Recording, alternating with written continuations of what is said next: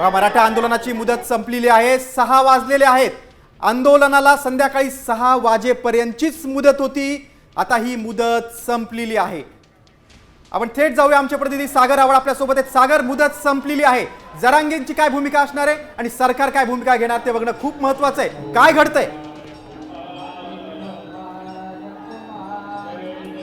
नक्की आपण जर पाहिलं तर या आंदोलनाची मुदत आता संपलेली आहे. जरांगे पाटील अजूनही या व्यासपीठावरती ते झोपलेले आहेत, आराम करतात.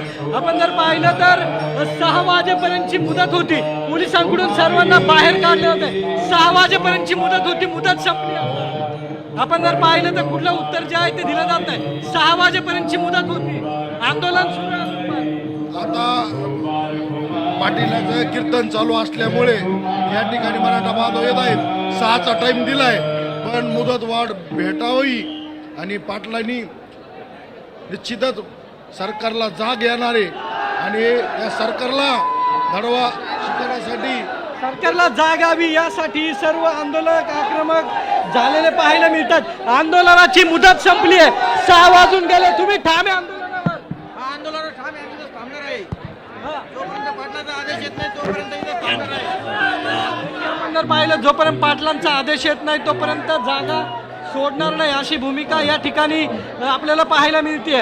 आंदोलन मुदतीसाठी अर्ज दिलेला होता, अजून अर्ज निर्णय नाही झाला. अजूनही कोणत्याही प्रकारचा निर्णय आतापर्यंत आमच्यापर्यंत पोहोचलेला नाही.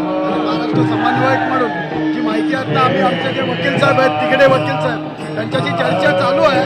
त्यांच्याशी चर्चा केली नाही. सांगितल्यानंतर सकाळपासून 2 अर्ज मनोजदादा जरांगेंच्या सहीने आम्ही मुख्यालयात पाठवले आहेत.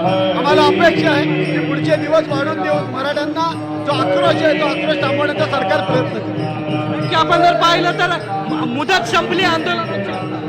मुदत संपली तर आम्ही जिथे आहोत. आता isakal.com आहे देशातील नंबर 1 ची मराठी न्यूज वेबसाईट.